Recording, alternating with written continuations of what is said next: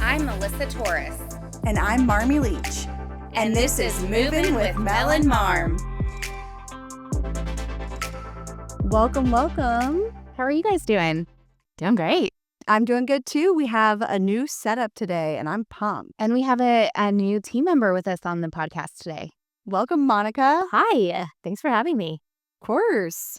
So, behind the scenes, I feel like we have to acknowledge that it did take us an hour to set this camera situation up.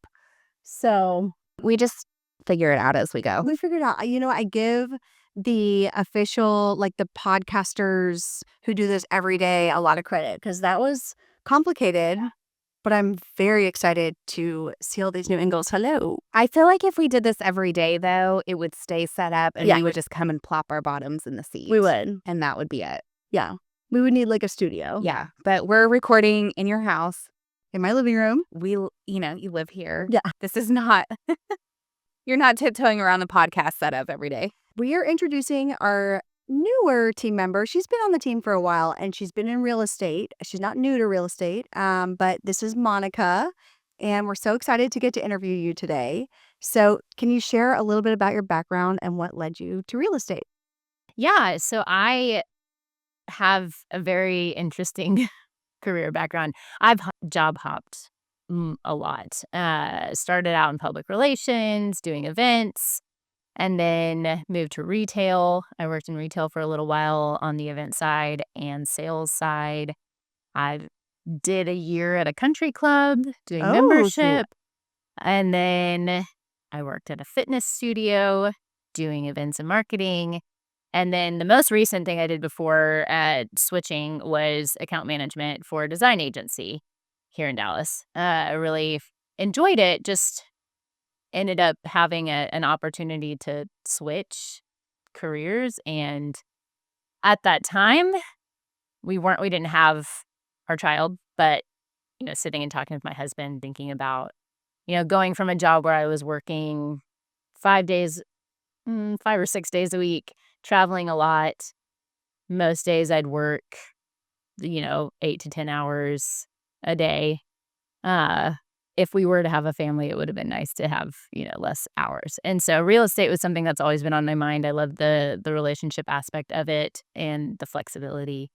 So I decided to just dive right in. And took me about a month to get my license and got started at the end of November 2022. Cool. Yeah. Okay, a month is really fast. Yeah, I had a lot of free time. You're just flying through the classes. Yeah, that's awesome. So what do you love most about working in real estate? Relationships. All the jobs that I've had, whether they were retail or whatever it was, always had some sort of aspect of relationship. So relationship management, client management, all of that has been central to my past experiences and something that I really love about real estate. I love to be able to form those relationships and then, work with my clients closely throughout the transaction and then also keep up with them and stay in touch and just kind of follow their life. Some of my clients have become friends and some of my friends have become clients. And so it's a lot of fun to not only help somebody through a very tricky situation, buying a home, selling a home is not easy, but also having that relationship and being able to cultivate those has been really nice. How would you describe your approach to helping clients buy and sell their home? I would say it's hands-on. I enjoy being able to walk my clients through a process that can be very confusing, especially for first-time home buyers. I really have enjoyed working with first-time home buyers just because I feel like I do have a passion for helping people. And so, buying your home for the first time, there's a lot of things that you don't know, a lot of things that might be a little scary, but just being able to be there for them and answer whatever questions I can answer. And if I can't find the answer, or if I can't answer it, find it for them. And then at the end, just, being able to be there for them and celebrate getting through all of that. So I'm very accessible to my clients. I tell them from the beginning, if I can't answer right away, I will get back to you as soon as I possibly can because, life with a toddler can be busy. But yeah, I'd say hands-on, just I want my clients to feel comfortable and prepared for whatever is going to come. What's one of your most memorable transactions that you've worked on? Probably say the first house that I sold was very memorable for me. It was a good friend of mine, and it was a month after I had my daughter. So I was kind of in the fog of newborn, but also being able to step outside of that and use my brain again in a different way was really nice. But also my friend made it pretty simple. We were able to list her condo quickly. She had done so many updates already, and so it's just real easy to get great photos. Everything just went pretty seamlessly and smoothly. I was able to do a private exclusive for just a little bit, got some interest, tested out a price, went live, and in 4 days we got an offer and accepted the offer. And so it was a quick transaction. She was great to work with, and I got to take my sweet baby with me and do things with her and kind of figure out with somebody who is a good friend of mine, some more understanding, kind of figure out how it's going to look after having my daughter, working with her, bringing her along, and it was just really special. Yeah, I loved working when Nicholas was little, is when I started full-time in real estate, well, on the buy-sell side, and I worked with a lot of family as my first clients, and so he came with a lot. Yeah. So, he actually, was around so much and heard me talking on the phone so much with clients that he would pretend like he was talking to clients on the phone. That was his play. Stop. Yeah, and he would also go on walks around the neighborhood with my mother-in-law and point out characteristics of the houses, and he That's loved fantastic. screen doors. I don't know why, but he would always point out the screen doors on the houses that had it. Well, you mentioned private exclusive, and I'd love to hear why you think that is such a positive asset you can give to clients. Why do you recommend private exclusive? Private exclusive is great for a few different reasons. One, the way we used it was to test pricing. So with private exclusive, you can go live on our Compass platform without going live on MLS. And so test the price, keep it on there for a few days, and then whenever you're ready to go on MLS, it's just like it's a brand new listing. And so you can drop the price if you need to, you can raise it if you want to, and it doesn't show that on MLS. What market trends are you keeping an eye on right now? I'd say right now I'm looking at days on market. I think the market just is a little bit slower. Things are sitting a little bit longer. I do have a couple that I'm working with that's wanting to sell their home, and they've been asking about days on market, getting ready to sell, and just kind of setting expectations for them. I'd say I'm hoping and anticipating, as the spring market comes around, days on market will go down, but there are still pockets of Dallas that is not really a factor. People are still competing for some houses in some places. Some houses are sitting a lot less, but as a general market, things are sitting a little bit longer right now. What's one piece of advice you always give to your clients?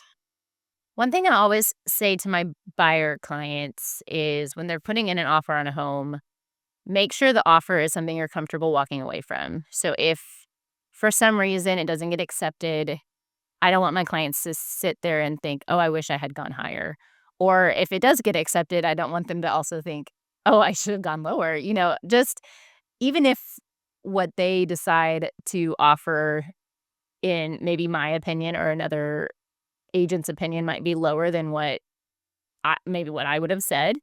If it's what's comfortable for them, then that's what I want. I want my clients to feel comfortable. I don't want them to ever feel pressured to go higher just because that's the trend in the market, or to think that, if they put in a higher offer, then they'll absolutely get accepted, even if it's a little stretch for them. I want them to feel comfortable. And if we don't get it, that's fine. We'll move on to the next one and find another. If you weren't in real estate, what career do you think you would have pursued? It's funny, just because of all of the jumping around that I've done before. I really enjoyed the account management that I did, but if I could have any job, I would love to be a professional singer. Mm-hmm. I have never pursued that, I think, seriously, just because, I don't know, it's so hard to break into the music industry. And I don't play an instrument. And so I feel like there's a part of that it's harder to be just a solo singer without an instrument and break in, as opposed to, a singer-songwriter with their guitar or on the piano. So, yes, I could learn, but I don't think at this point in my life it's really realistic to think I'm gonna become Do some. you write music too? I don't. I used to write a lot. That's another thing that I wanna get back into is writing. Will and I, my husband and I, wrote a song. We actually wrote and recorded a song to announce our pregnancy Oh, that's for cute. So cool. our Can family. we play a clip of it? Ooh. No. I mean, sure, we can play it clean. I'll find the best one. But we recorded it the night before we were going to play it for our family, so it's a very rough recording. Oh, okay. But yeah, I mean, if we want to, we can find it. I have it on my phone. But yeah, and then we just recently talked about writing a song for every year of her life. My husband is a songwriter. Like he That's so will cool. write songs. He also plays guitar, so we can do all that together. We joked when we first started dating that we would start a band, and it's never gotten any further. But yeah, I think there's parts of me. I lead worship at church, which is obviously not a career. I do it out of love for Jesus and serving the church. So I have a question about writing music. Yeah. I have like some weird goals in my life, and one goal is to write a song. But I don't know how to write a song. Did it just come naturally to you, or did you take a class on like, here's a formula to write a song? How did you learn how to do it?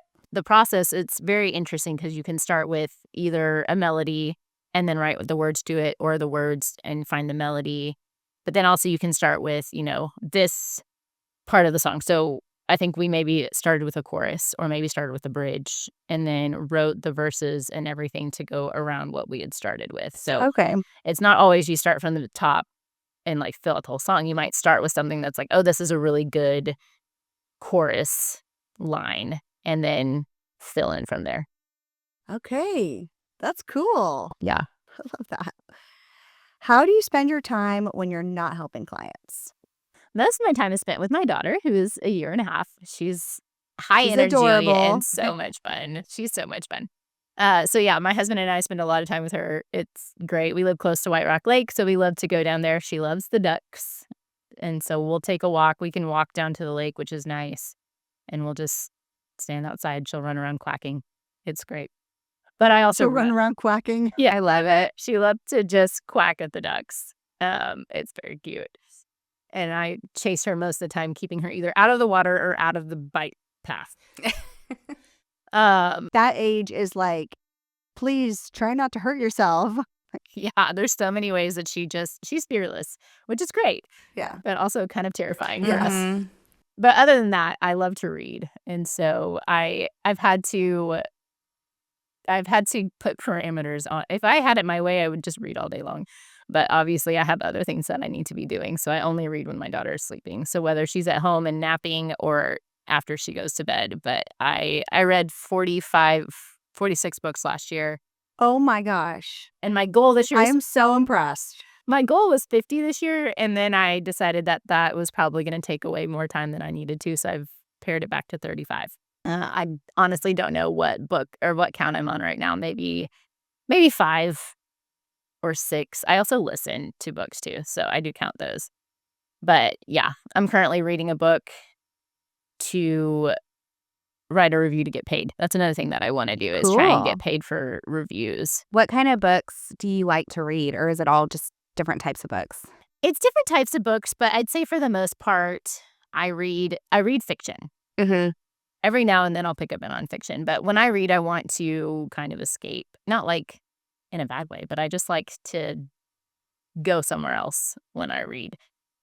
And so for the most part, I'll read romance or recently romanticy. Mm-hmm. And I also love a good suspense thriller horror novel. I just finished reading The Shining. What's one thing about you that people may not know? I'm obsessed with Disney Princess. And if you know me well, you know this, but I am obsessed, like probably more obsessed than any mid-30s woman ever should be. But my daughter's room is all Disney Princess in a tasteful way. Yeah. Mhm. Like the cute aesthetic. Yes. Yeah. It's very cute. And all we listen to, not anymore, but when she was younger, all we would listen to is Disney. And now she sings along to Frozen, which I love, even though Frozen is the only ones that she sings along to and the only ones that she requests. But yeah, I love Disney Princess. I would love to be a Disney prince. So who do you have a favorite? Belle. Belle's my favorite. It's funny, my hair, when I was younger, my hair used to be bright blonde, like very blonde Oh, wow. when I was young. And so at that age, my favorite was Aurora, Okay. Sleeping Beauty, because she's blonde. And then my hair started turning brown, and I changed my favorite to Belle. And she's just been my favorite throughout the rest of my life. But We always say, no, sir, not me. I wouldn't dream it. You know, when she's like saying no to Gaston, he's like, you're going to marry me. And she's like, I mean, for the 90s or whenever it came out, that was some girl power right that there. was I some loved girl it. power. Yeah. Yeah. No, I love Belle. And modern day, I love Moana. I love Moana. I went and saw Moana 2 on Black Friday by myself. I love that. I love that. Great. Do you have a favorite neighborhood or type of home to work with? I love the neighborhoods in Lakewood. Living in the north part of Lakewood and close to the lake, I just have fallen in love with that area. Being close to the lake, it's something so special about Dallas, having White Rock Lake there. You can go and not realize that you're actually in this massive city. And it's really nice. And so the houses that surround it, I love that they're unique. They're not cookie cutter houses. The neighborhoods have lots of trees. It's just really pretty. And you have the perk of being close to the lake and having that to kind of escape the hustle and bustle of the city. Okay, so now we have some rapid fire questions. Okay. Coffee or tea? Coffee, Breakfast tacos or donuts? tacos, Horror or comedy? horror, Dream vacation home, mountain house or beach house? beach house, If you had to choose between a formal dining room or a huge mudroom, what would it be? bedroom, hands down. Could tell us why. This is like, we had an episode about this and people talk to me about it all the time. And I'm like, I didn't know our dining room episode would be such a big deal, but This was influenced by an Instagram. Yeah. where she basically got rid of her dining room, turned it into a mudroom because her house, she didn't have a garage. So every time they were coming in through their front door, a mudroom and a like big walk-in butler's pantry. Because she was like, we're never going to use our formal dining room. And then there was some open space by her kitchen that she put a dining table. Yeah. So tell us why mudroom. Huge mudroom to emphasize. Yes, huge mudroom. I grew up with a mudroom. And so it's just fun to be able to, have the kids just walk in and throw their stuff there. And I don't know, to me, it's less formal and it's more active and real life. If you were on a deserted island, what is the one food that you would want to bring? Sushi. Oh. And what is your go-to hype song before a big showing or negotiation? Currently, Good Day by Forrest Frank. I don't know that song. I don't either, but that's not surprising. Yeah. Well, yeah. Yeah, I'm currently in a big Forrest Frank era. He's Okay. great. I need to look him up. You do. Good Day is a good one. And McCall and I listen to it often. It Very just, cool. Yeah. Pumps you up. Makes you feel good. I love that. Well, thanks for letting us interview you today. This Of has been course. so fun. Yeah. Thanks for having me.